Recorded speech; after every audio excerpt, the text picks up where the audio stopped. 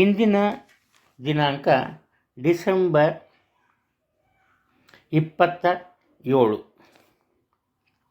ಈ ದಿನದ ಪಂಚಾಂಗ ಶ್ರೀ ವಿಶ್ವಾವಸುನಾಮ ಸಂವತ್ಸರ ದಕ್ಷಿಣಾಯನ ಹೇಮಂತ ಋತು ಪುಷ್ಯಮಾಸ ಶುಕ್ಲಪಕ್ಷ ಡಿಸೆಂಬರ್ 27ನೇ ತಾರೀಕು ಶನಿವಾರ ಇದೆ.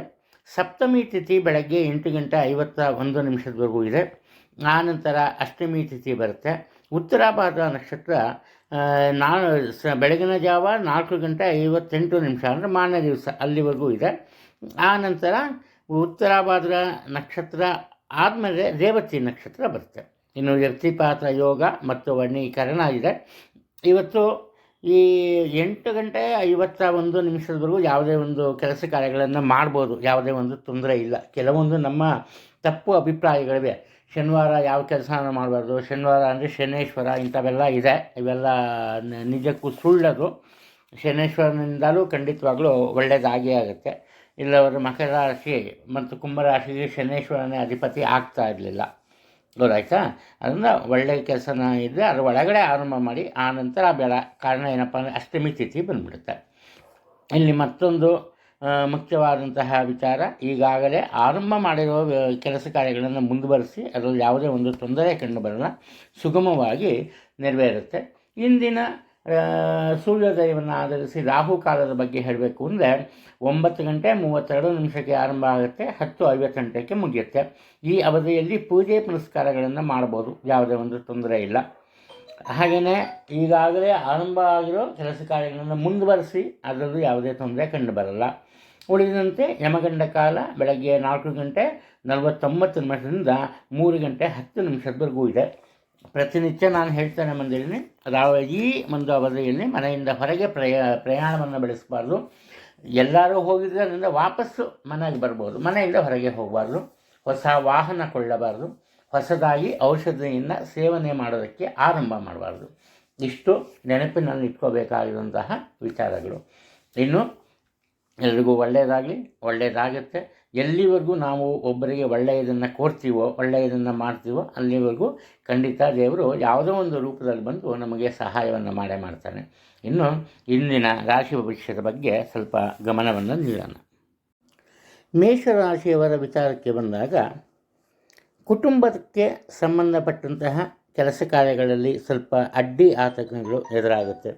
ನೀವೆಷ್ಟೇ ಕಷ್ಟಪಟ್ಟು ಕೆಲಸ ಕಾರ್ಯಗಳನ್ನು ಆರಂಭ ಮಾಡಿದರೂ ಕೂಡ ಆ ಕೆಲಸ ಕಾರ್ಯದಲ್ಲಿ ನಿಮ್ಮ ನಿರೀಕ್ಷಿಸಿದ ರೀತಿಯಲ್ಲಿ ಫಲಿತಾಂಶಗಳನ್ನು ಪಡೆಯೋದಕ್ಕೆ ಸಾಧ್ಯ ಆಗಲ್ಲ. ಇನ್ನು ಈ ಕುಟುಂಬಕ್ಕೆ ಸಂಬಂಧಪಟ್ಟಂತಹ ಹಣಕಾಸಿನ ವಿಚಾರಕ್ಕೆ ಬೇರೆಯವರನ್ನು ಅವಲಂಬಿಸಬೇಕಾಗತ್ತೆ.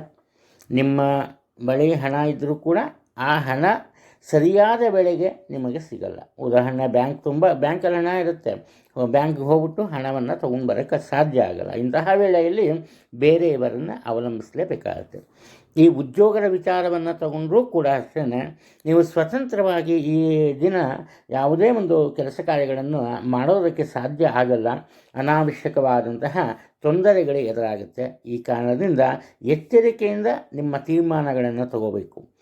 ನಿಮ್ಮ ಈ ಒಂದು ಸ್ಥಿತಿಯಿಂದ ನೋಡಿ ಕೆಲವರು ಏನು ಮಾಡ್ತಾರಪ್ಪ ಅಂದರೆ ತಮ್ಮ ಸ್ವಾರ್ಥ ಸಾಧನೆಯನ್ನು ಮಾಡ್ಕೋತಾರೆ, ನಿಮ್ಮಿಂದ ತಮ್ಮ ಕೆಲಸ ಕಾರ್ಯಗಳನ್ನು ಮಾಡಿಸ್ಕೋತಾರೆ. ಈ ರೀತಿ ಆಗೋದ್ರಿಂದ ಏನಪ್ಪ ಆಗುತ್ತೆ ಅಂದರೆ ನಿಮ್ಮ ಮನಸ್ಸಿನಲ್ಲಿ ಬೇಸರ ಉಂಟಾಗುತ್ತೆ. ಈ ಕಾರಣದಿಂದ ಉದ್ಯೋಗವನ್ನು ಬದಲಾಯಿಸುವ ಒಂದು ನಿರ್ಧಾರಕ್ಕೆ ಬರ್ತೀರಿ. ಆದರೆ ಏನಾಗುತ್ತೆ, ಉದ್ಯೋಗವನ್ನು ಬದಲಾಯಿಸೋದಕ್ಕೆ ಸಾಧ್ಯ ಆಗಲ್ಲ. ಕಾರಣ ಏನಪ್ಪ ಅಂದರೆ ಇರುವ ಉದ್ಯೋಗದಲ್ಲಿ ನಿಮಗೆ ಅನಿರೀಕ್ಷಿತವಾಗಿ ಉನ್ನತ ಅಧಿಕಾರ ಅಥವಾ ಉನ್ನತ ಸ್ಥಿತಿಗತಿ ಪ್ರಾಪ್ತಿಯಾಗುತ್ತೆ. ಇದಕ್ಕೆ ಕಾರಣ ನಿಮ್ಮ ಹಿರಿಯ ಅಧಿಕಾರಿಗಳಾಗ್ತಾರೆ. ಈ ಕಾರಣದಿಂದ ಈ ದಿನ ಆರಂಭದಲ್ಲಿ ಕಷ್ಟ ನಷ್ಟಗಳಿದ್ದರೂ ಕೂಡ, ನಷ್ಟಗಳೇ ಹೆಚ್ಚಾಗಿದ್ದರೂ ಕೂಡ ಕ್ರಮೇಣವಾಗಿ ನಿಮ್ಮ ನೀತಿಗೆ ತಕ್ಕಂತೆ ಉತ್ತಮ ಫಲಿತಾಂಶಗಳು ಬರುತ್ತೆ, ಯೋಚನೆ ಬೇಡ. ಹಣಕಾಸಿನ ವಿಚಾರಕ್ಕೆ ಬಂದಾಗ ಉತ್ತಮ ಆದಾಯ ಇರುತ್ತೆ. ಖರ್ಚು ವೆಚ್ಚದ ಮೇಲೆ ಹಿಡಿತವನ್ನು ಸಾಧಿಸೋದಕ್ಕೆ ಪ್ರಯತ್ನ ಪಡಿ. ಆರೋಗ್ಯದಲ್ಲಿ ಯಾವುದೇ ರೀತಿಯ ತೊಂದರೆ ಕಂಡುಬರಲ್ಲ. ವೃಷಭ ರಾಶಿಯವರ ವಿಚಾರಕ್ಕೆ ಬಂದಾಗ ಈ ದಿನ ಅವರು ತಮ್ಮ ಸ್ವಂತ ಕೆಲಸ ಕಾರ್ಯಗಳಲ್ಲಿ ಸಹ ಹೆಚ್ಚಿನ ಆಸಕ್ತಿಯನ್ನು ತೋರಲ್ಲ, ಯಾವುದೇ ರೀತಿಯ ಪ್ರಯತ್ನವನ್ನು ಸಹ ಮಾಡಲ್ಲ. ಇದಕ್ಕೆ ಕಾರಣ ಏನಪ್ಪ ಅಂದರೆ, ಅವರ ಮನಸ್ಸಿನಲ್ಲಿ ಯಾವುದೋ ಒಂದು ಭಾವನೆ ಇರುತ್ತೆ, ಸುಲಭವಾಗಿ ತನ್ನ ಕೆಲಸ ಕಾರ್ಯಗಳು ನಡೆಯುತ್ತೆ, ಯಾವುದೇ ಕಷ್ಟ ಇಲ್ಲದಿರ ಜೀವನವನ್ನು ನಡೆಸ್ಬೋದು ಅಂತ. ಇದು ಸ್ವಲ್ಪ ಮಟ್ಟಿಗೆ ಸಾಧ್ಯ ಸಹ ಆಗುತ್ತೆ. ಇದಕ್ಕೆ ಏನಪ್ಪ ಕಾರಣ ಅಂದರೆ, ಕುಟುಂಬದ ಹಿರಿಯರ ಅತಿಯಾದ ಪ್ರೀತಿ. ಕುಟುಂಬದ ಹಿರಿಯರ ಪ್ರೀತಿಯಿಂದ ಇವರ ಕೆಲಸ ಕಾರ್ಯಗಳು ಸುಗಮವಾಗಿ ನಡ್ಕೊಂಡು ಹೋಗುತ್ತೆ. ಹಾಗೆ ಕುಟುಂಬದ ಇತರ ಸದಸ್ಯರು ಸಹ ಇವರಿಗೆ ಸಹಕಾರವನ್ನು ನೀಡ್ತಾರೆ. ಈ ಕಾರಣದಿಂದ ಕೌಟುಂಬಿಕ ಜೀವನದಲ್ಲಿ ಯಾವುದೇ ತೊಂದರೆ ಇಲ್ಲ. ಇದು ಯಾವುದೇ ವಯಸ್ಸಿನವರಾಗಲಿ, ಚಿಕ್ಕ ಮಕ್ಕಳಾದರೂ ಅಷ್ಟೇ, ವಯೋವೃದ್ಧರಾದರೂ ಅಷ್ಟೇ, ಮಧ್ಯ ವಯಸ್ಸಿನ ವ್ಯಕ್ತಿ ಯಾರು ಅಷ್ಟೇ, ಇದೇ ರೀತಿ ಇವತ್ತು ನಡ್ಕೊಂಡು ಹೋಗುತ್ತೆ. ಆದರೆ ಈ ಉದ್ಯೋಗ ಕ್ಷೇತ್ರದಲ್ಲಿ ಏನಪ್ಪ ಆಗುತ್ತೆ ಅಂದರೆ, ತಮ್ಮ ಕೆಲಸ ಕಾರ್ಯಗಳಲ್ಲಿ ಬೇರೊಬ್ಬರ ಸಹಾಯವಾಗಲಿ ಸಹಕಾರವಾಗಲಿ ಸಿಗೋದೇ ಇಲ್ಲ. ಇನ್ನು ಬೇರೆಯವರ ಜವಾಬ್ದಾರಿಯನ್ನು ಇವರು ಅರಿತುಕೊಂಡು ಅದಕ್ಕೆ ತಕ್ಕಂತೆ ಹೊಂದ್ಕೊಂಡು ಹೋಗುವಂತಹ ಅನಿವಾರ್ಯವಾದಂತಹ ಪರಿಸ್ಥಿತಿ ಉಂಟಾಗುತ್ತೆ. ಈ ಕಾರಣದಿಂದ ಸಹೋದ್ಯೋಗಿಗಳ ಜೊತೆಯಲ್ಲಿ ಉತ್ತಮ ಒಡನಾಟ ಇವತ್ತು ಕಂಡುಬರಲ್ಲ. ಅನಾವಶ್ಯಕವಾಗಿ ಮಾತುಕತೆ ಇರುತ್ತೆ, ಆದರೆ ನೀವು ಮೌನಿಯಾಗಿರ್ತೀರಿ. ನಿಮ್ಮ ಮನಸ್ಸಿನಲ್ಲಿ ಒಳ್ಳೆಯದಿದ್ದರೂ ಕೂಡ ಯಾರಿಗೂ ಒಳ್ಳೆಯದನ್ನು ಮಾಡಬೇಕು, ಒಳ್ಳೆಯದನ್ನು ಬಯಸಬೇಕು ಅನ್ನೋ ಒಂದು ಈ ಭಾವನೆಯೇ ಇರಲ್ಲ. ಅಷ್ಟೊಂದು ಬೇಸರ ನಿಮ್ಮಲ್ಲಿ ಇರುತ್ತೆ. ಕಾಲಕ್ರಮೇಣ ಏನಪ್ಪ ಆಗುತ್ತೆ ಅಂದರೆ, ಆ ಪರಿಸ್ಥಿತಿಗೆ ಹೊಂದಿಕೊಂಡು ಹೋಗ್ತೀರಿ. ನಿಮ್ಮ ಕೆಲಸ ಕಾರ್ಯಗಳಲ್ಲಿ ನಿಮ್ಮ ಪಾಲಿನ ಯಶಸ್ಸನ್ನು ಸುಲಭವಾಗಿ ಗಳಿಸ್ಕೋತೀರಿ. ಈ ಕಾರಣದಿಂದ ಬೇರೆಯವರಿಗೆ ನಿಮ್ಮ ಬಗ್ಗೆ ಸ್ವಲ್ಪ ಅಸೂಯೆಯ ಗುಣ ಸಹ ಬರುವಂತಹ ಸಾಧ್ಯತೆಗಳು ಕಂಡುಬರ್ತಾ ಇದೆ. ಇನ್ನು ಹಣಕಾಸಿನ ವಿಚಾರಕ್ಕೆ ಬಂದಾಗ, ನಿಮ್ಮ ಪ್ರಯತ್ನಕ್ಕೆ ತಕ್ಕಂತಹ ಆದಾಯ ನಿಮ್ಮ ಪಾಲಿಗೆ ಇರುತ್ತೆ. ಹಾಗೆ ಆರೋಗ್ಯದ ವಿಚಾರಕ್ಕೆ ಬಂದಾಗ ಮಾತ್ರ ಹೊಟ್ಟೆಗೆ ಸಂಬಂಧಪಟ್ಟಂತಹ, ಅದರಲ್ಲೂ ಮುಖ್ಯವಾಗಿ ಅಜೀರ್ಣದ ತೊಂದರೆ ಕಂಡುಬರುತ್ತೆ. ಎಚ್ಚರಿಕೆಯಿಂದ ಇರೋದು ತುಂಬ ಒಳ್ಳೆಯದು. ಮಿಥುನ ರಾಶಿಯಲ್ಲಿ ಜನಿಸಿರೋರು ಏನು ಮಾಡ್ತಾರೆ, ಇವರ ಮನಸ್ಸಿನಲ್ಲಿ ಯಾವುದೋ ಒಂದು ರೀತಿಯ ಈ ಅತಿಯಾದ ಆತ್ಮವಿಶ್ವಾಸ ಇರುತ್ತೆ. ಹಾಗೆ ಅವರ ಮೇಲೆ ಅವರಿಗೆ ಹೆಚ್ಚಿನ ನಂಬಿಕೆ ಇರುತ್ತೆ. ಇದು ಯಾವ ವಿಚಾರದಲ್ಲಿ ಮಾತ್ರ ಅಂದರೆ, ಹಣಕಾಸಿನ ವಿಚಾರದಲ್ಲಿ ಮತ್ತು ಹಣಕಾಸಿನ ಒಂದು ಈ ವ್ಯವಹಾರದ ವಿಚಾರದಲ್ಲಿ. ಈ ಕಾರಣದಿಂದ ಏನಪ್ಪ ಮಾಡ್ತಾರೆ ಅಂದರೆ, ಈ ಕುಟುಂಬಕ್ಕೆ ಸಂಬಂಧಪಟ್ಟಂತಹ ದೊಡ್ಡ ಮಟ್ಟದ ಹಣಕಾಸಿನ ಒಂದು ಜವಾಬ್ದಾರಿ ಇವರ ಪಾಲಾಗುತ್ತೆ. ಇವರಿಗೆ ಎಷ್ಟೇ ಈ ಮನಸ್ಸಿಗೆ ಬೇಸರ ಇದ್ದರೂ ಒಂದು ಕೆಲಸ ಮಾಡಬೇಕು ಅನ್ನೋ ಒಂದು ಕಾಳಜಿಯಿಂದ, ಹೆಚ್ಚಿನ ಪ್ರಯತ್ನದಿಂದ ತಮ್ಮ ಪ್ರಯತ್ನದಲ್ಲಿ ನಿರೀಕ್ಷಿತವಾದಂತಹ ಫಲವನ್ನು ಅಂದರೆ ಶುಭ ಫಲವನ್ನು, ಯಶಸ್ಸನ್ನು ಗಳಿಸ್ತಾರೆ. ಯಾವುದೇ ತೊಂದರೆ ಉಂಟಾಗಲ್ಲ. ಇಲ್ಲಿ ಇವರ ಸ್ವಂತ ವಿಚಾರಕ್ಕೆ ಬಂದಾಗ ಸರಳವಾದಂತಹ ಜೀವನವನ್ನು ನಡೆಸೋದಕ್ಕೆ ಇಷ್ಟಪಡ್ತಾರೆ. ಪ್ರತಿಯೊಬ್ಬರನ್ನು ಒಳ್ಳೆಯ ಭಾವನೆಯಿಂದಲೇ ನೋಡ್ತಾರೆ. ಕೇವಲ ಕುಟುಂಬ ವರ್ಗಕ್ಕೆ ಮೀಸಲಲ್ಲ ಈ ಮಾತು. ಅಕ್ಕಪಕ್ಕದ ಅಂದರೆ ನೆರೆಹೊರೆಯವರ ಜನರ ಜೊತೆ ಸಹ ಇವರು ಪ್ರೀತಿಯಿಂದ ಇರ್ತಾರೆ. ಈ ಕಾರಣದಿಂದ ಸಮಾಜಕ್ಕೆ ಸಂಬಂಧಪಟ್ಟಂತಹ ದೊಡ್ಡ ದೊಡ್ಡ ಯೋಜನೆಗಳು ಇವರ ಪಾಲಾಗುತ್ತೆ. ಒಂದು ಸಂಘ ಸಂಸ್ಥೆಯ ನೇತೃತ್ವವನ್ನು ವಹಿಸದೇ ಹೋದರೂ ಕೂಡ ಅದರ ಎಲ್ಲ ಜವಾಬ್ದಾರಿಯನ್ನು ಇವರು ನಿರ್ವಹಿಸ್ತಾರೆ. ಹಾಗೆಯೇ ಧಾರ್ಮಿಕ ಕ್ಷೇತ್ರಕ್ಕೆ ತೆರಳುತ್ತಾರೆ. ಅಲ್ಲಿ ಮನಸ್ಸಿಗೆ ನೆಮ್ಮದಿಯನ್ನು ತೆಗೆದುಕೊಳ್ಳುವಂತಹ ಒಂದು ಉದ್ದೇಶ ಇವರದಾಗಿರುತ್ತೆ. ಇನ್ನು ಉದ್ಯೋಗದ ವಿಚಾರಕ್ಕೆ ಬಂದಾಗ ಪ್ರತಿಯೊಬ್ಬರಿಗೂ ಇವರು ಸಾಕಷ್ಟು ಸಹಾಯವನ್ನು ಮಾಡ್ತಾರೆ. ಅದು ಹಣದ ರೂಪದಲ್ಲಾಗ್ಬೋದು ಅಥವಾ ಮಾರ್ಗದರ್ಶನದ ರೂಪದಲ್ಲಿ ಆಗ್ಬೋದು. ಬೇರೆಯವರು ಒಂದು ರೀತಿ ಈ ಸೋಲಿನ ಹಂತದಲ್ಲಿ ಇದ್ದಾಗ ಯಾವ ರೀತಿ ಅದರಿಂದ ಹೊರಗೆ ಬರಬಹುದು ಅನ್ನೋ ಒಂದು ಉದ್ದೇಶದಿಂದ ಇವರು ಸರಿಯಾದ ಮಾರ್ಗದರ್ಶನವನ್ನು ಕರ್ಕೊಂಡು ಹೋಗ್ತಾರೆ. ಈ ಕಾರಣದಿಂದ ಕೇವಲ ಕುಟುಂಬವಲ್ಲ, ಎಲ್ಲ ಕಡೆಯೂ ಇವರಿಗೆ ಒಳ್ಳೆಯ ಹೆಸರು, ಒಳ್ಳೆಯ ಖ್ಯಾತಿ ಉಂಟಾಗುತ್ತೆ. ತೊಂದರೆ ಇಲ್ಲ. ಹಣಕಾಸಿನ ವಿಚಾರಕ್ಕೆ ಬಂದಾಗ ಉತ್ತಮ ಆದಾಯ ಇರುತ್ತೆ. ಹಾಗೆ ಸುಲಭವಾಗಿ ತಮ್ಮ ಬಳಿ ಇರುವ ಹಣವನ್ನು ಖರ್ಚು ಮಾಡುವಂತಹ ವ್ಯಕ್ತಿತ್ವ ಇವರಲ್ಲಿ ಇರೋದೇ ಇಲ್ಲ. ಕಟಕ ರಾಶಿಗೆ ಸಂಬಂಧಪಟ್ಟಂತೆ ಇವರ ಮನಸ್ಸಿನಲ್ಲಿರುವ ಎಲ್ಲ ರೀತಿಯ ಆಕಾಂಕ್ಷೆಗಳನ್ನು ಹೆಚ್ಚು ಕಡಿಮೆ ಬೇರೆಯವರ ಸಹಾಯದಿಂದ ಪೂರೈಸ್ಕೋತಾರೆ. ಇಲ್ಲಿ ಮುಖ್ಯವಾಗಿ ಹೆಚ್ಚಿನ ಜವಾಬ್ದಾರಿ ಇವರ ಪಾಲಿನಲ್ಲಿರುತ್ತೆ. ಕುಟುಂಬದ ವಿಚಾರ ಆದರೂ ಕೂಡ ಕುಟುಂಬದ ಅತಿ ಮುಖ್ಯವಾದಂತಹ ಜವಾಬ್ದಾರಿಯನ್ನು ಇವರು ಮುಂಚಿತವಾಗಿಯೇ ಒಪ್ಕೊಂಡಿರ್ತಾರೆ. ಆದರೆ ಆ ಜವಾಬ್ದಾರಿಯನ್ನು ಪೂರೈಸೋದಕ್ಕೆ ಸಾಧ್ಯ ಆಗಲ್ಲ. ಇದಕ್ಕೆ ಕಾರಣ ಏನಪ್ಪ ಅಂದರೆ ಅವರ ಮನಸ್ಸು ಕೆಲಸ ಕಾರ್ಯಗಳನ್ನು ಎಂದಿನಂತೆ ಮಾಡಬೇಕು ಅಂತ ಹೇಳಿದರೂ ಕೂಡ ಅವರಲ್ಲಿರೋ ಒಂದು ಆ ದೈಹಿಕ ದೌರ್ಬಲ್ಯತೆ ಅದಕ್ಕೆ ಅಡ್ಡಿ ಬರುತ್ತೆ. ಸ್ವಲ್ಪ ಇವರ ಆರೋಗ್ಯದಲ್ಲಿ ಇವತ್ತು ದೊಡ್ಡ ಮಟ್ಟದಲ್ಲೇ ಚೂರು ಏರುಪೇರು ಉಂಟಾಗುವ ಸಾಧ್ಯತೆ ಇದೆ. ಯಾವುದೇ ತೊಂದರೆ ಆಗದೆ ಹೋದರೂ ಇವರ ದೈನಂದಿನ ದಿನಚರಿಯಲ್ಲಿ ಸಾಕಷ್ಟು ಬದಲಾವಣೆಗಳು ಉಂಟಾಗುತ್ತೆ. ಆ ಬದಲಾವಣೆಗಳನ್ನು ಇವರು ಒಪ್ಪಿಕೊಳ್ಳೇಬೇಕಾಗತ್ತೆ, ಬೇರೆ ಒಂದು ವಿಧಿ ಇರಲ್ಲ. ಇಷ್ಟಾದರೂ ಕೂಡ ಇವರ ಮನಸ್ಸಿನಲ್ಲಿ ಉನ್ನತ ಮಟ್ಟದ ಯೋಚನೆಗಳಿರುತ್ತೆ.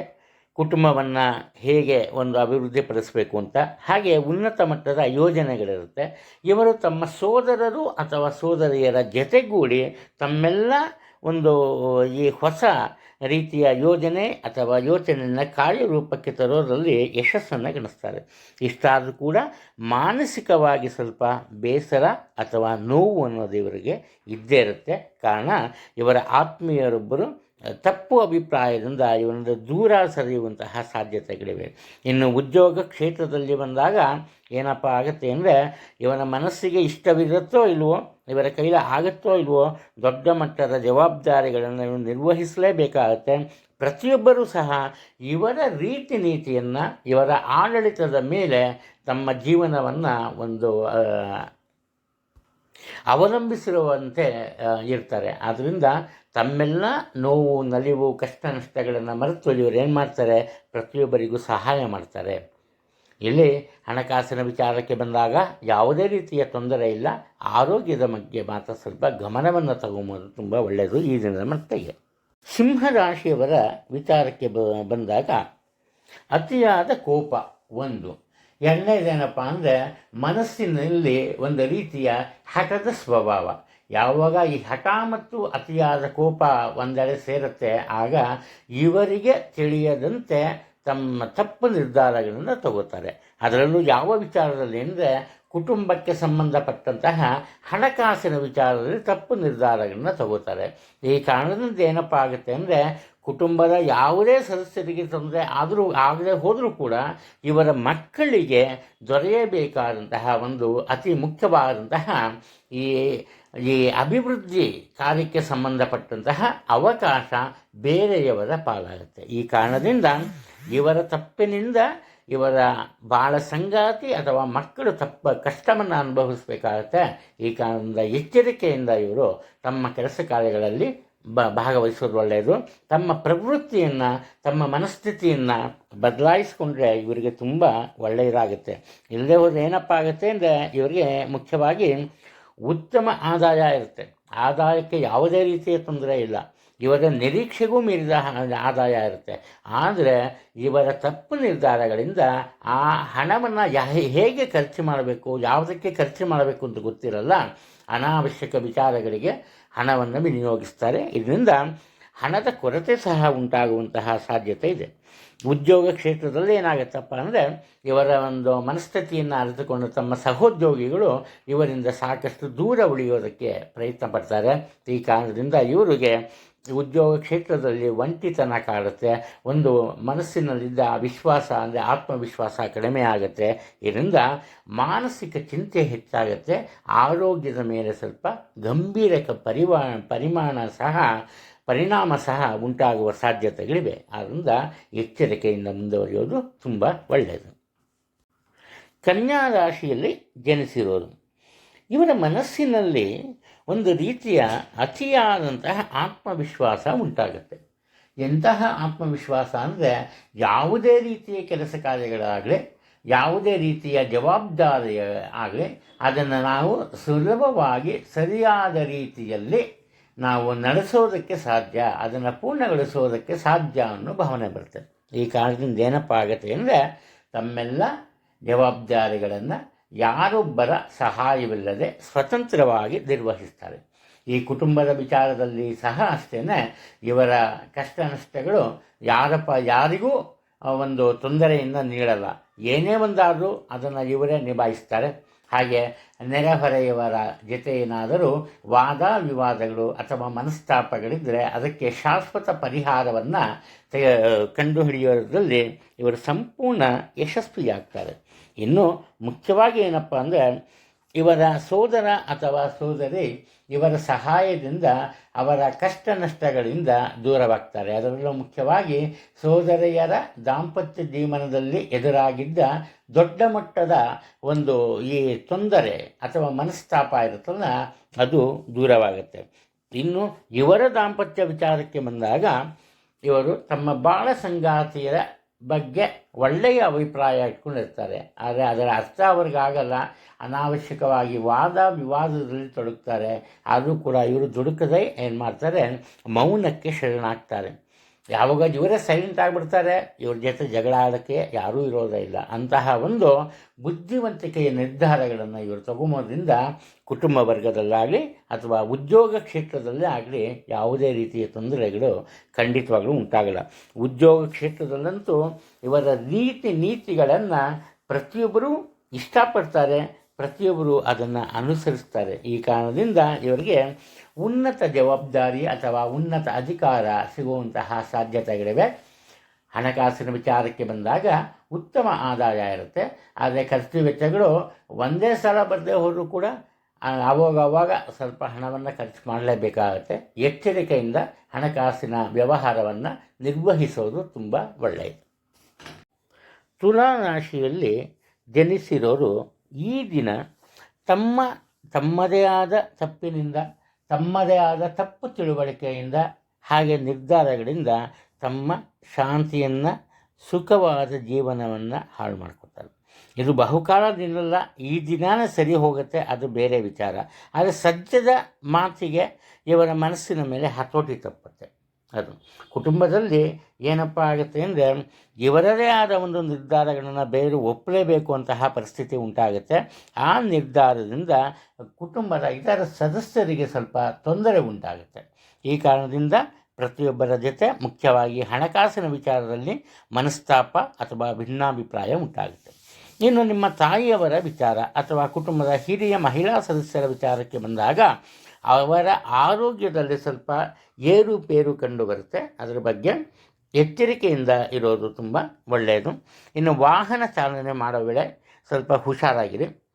ಈ ಮೆಟ್ಟಲಿನಿಂದ ಇಳಿಯೋ ವೇಳೆ ಅಥವಾ ಇಳಿಜಾರು ಪ್ರದೇಶದಲ್ಲಿ ಏನಪ್ಪ ಆಗ್ಬೋದು, ಸ್ವಲ್ಪ ಬೀಳೋದು ಅಥವಾ ಕೈಕಾಲಿಗೆ ಪೆಟ್ಟಾಗುವುದು ಅಂತಹ ತೊಂದರೆ ಉಂಟಾಗ್ಬೋದು.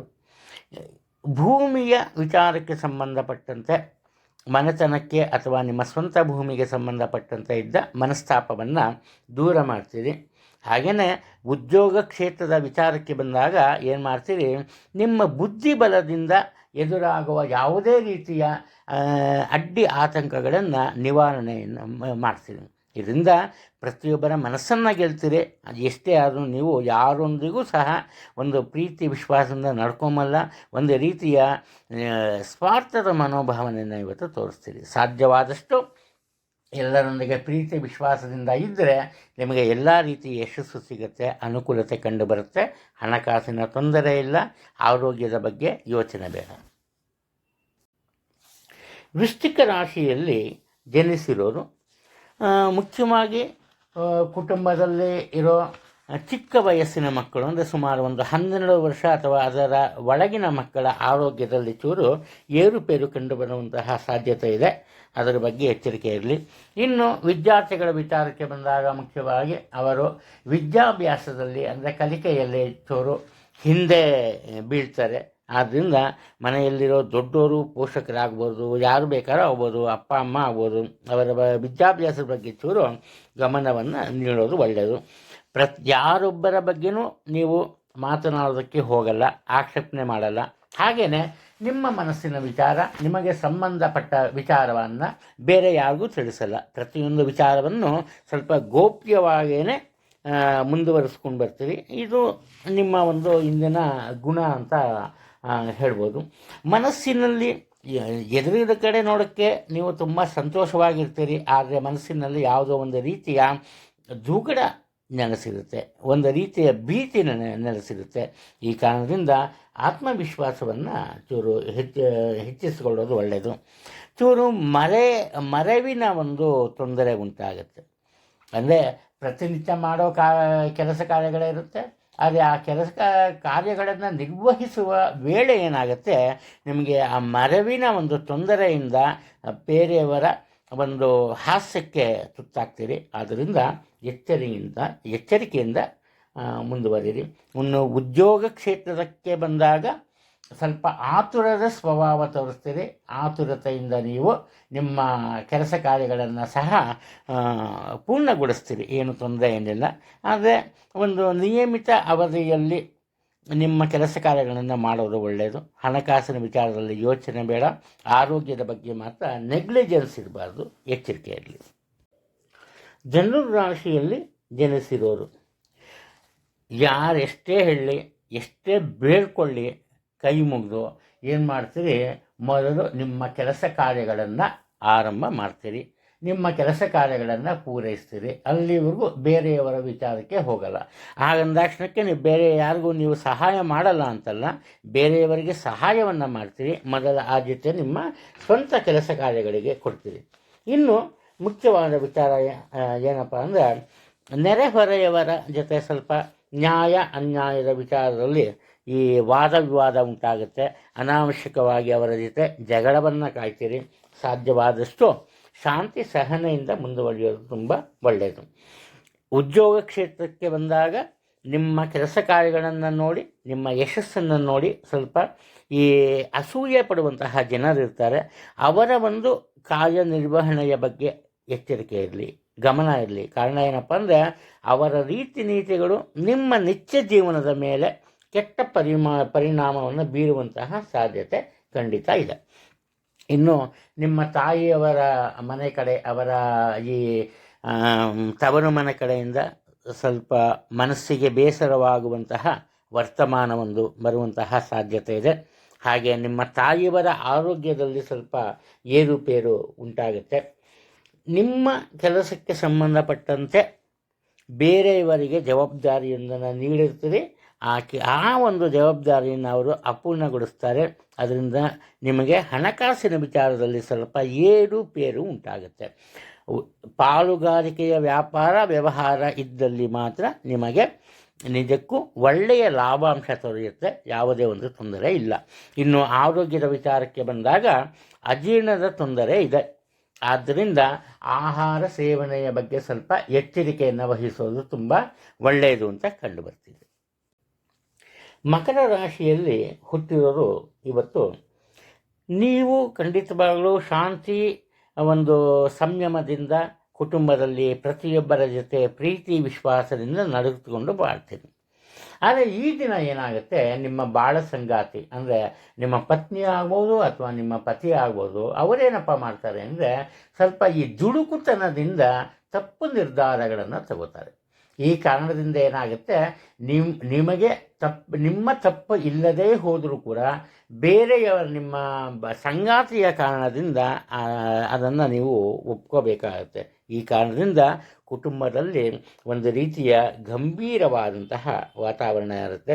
ನಿಮ್ಮ ಮನಸ್ಸಿಗೆ ಸಹ ಶಾಂತಿ ಇರಲ್ಲ, ಸ್ವಲ್ಪ ಅದರ ಕೊರತೆ ಇರುತ್ತೆ. ಯಾವುದೇ ಒಂದು ಕೆಲಸ ಆಗಲಿ, ಕುಟುಂಬಕ್ಕೆ ಸಂಬಂಧಪಟ್ಟಿದ್ದು ಆ ಕೆಲಸ ಕಾರ್ಯಗಳಲ್ಲಿ ಸ್ವಲ್ಪ ಹಿನ್ನಡೆ ಲಭಿಸುತ್ತೆ. ಸುಲಭವಾಗಿ ನೀವು ಯಾವುದೇ ಕೆಲಸದಲ್ಲಿ ಯಶಸ್ಸನ್ನು ಗಳಿಸೋದಕ್ಕೆ ಸಾಧ್ಯ ಆಗಲ್ಲ.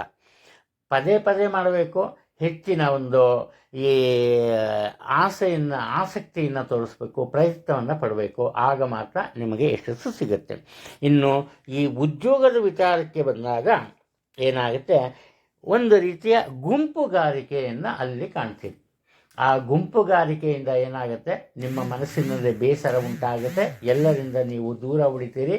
ಇವತ್ತು ಏಕಾಂಗಿತನದ ಒಂದು ಭಾವನೆ ನಿಮ್ಮ ಮನದಲ್ಲಿ ತುಂಬ ಇರುತ್ತೆ.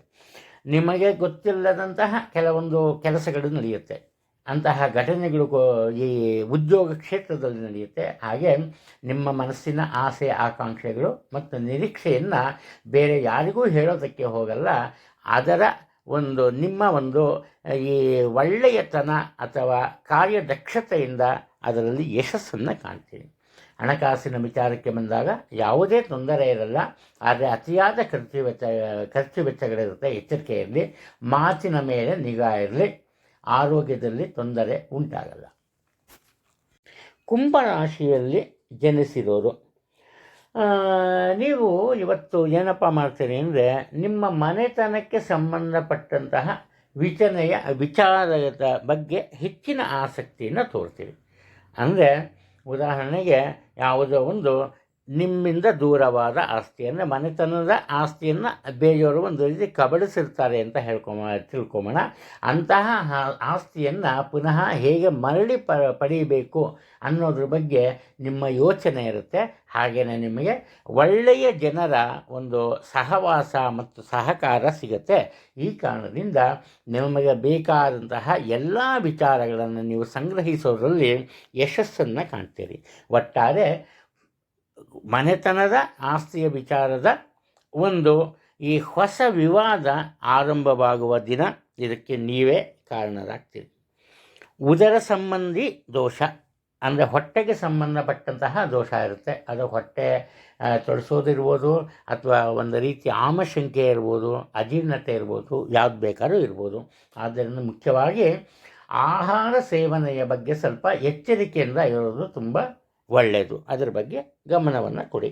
ಇನ್ನು ಉದ್ಯೋಗ ಕ್ಷೇತ್ರಕ್ಕೆ ಬಂದಾಗ, ಬುದ್ಧಿವಂತಿಕೆಯಿಂದ ಯಾರೊಬ್ಬರಿಗೂ ಸುಳಿವನ್ನೇ ನೀಡದಂತೆ ನಿಮಗೆ ಅನುಕೂಲವಾಗುವಂತಹ ಪರಿಸ್ಥಿತಿ ಅಥವಾ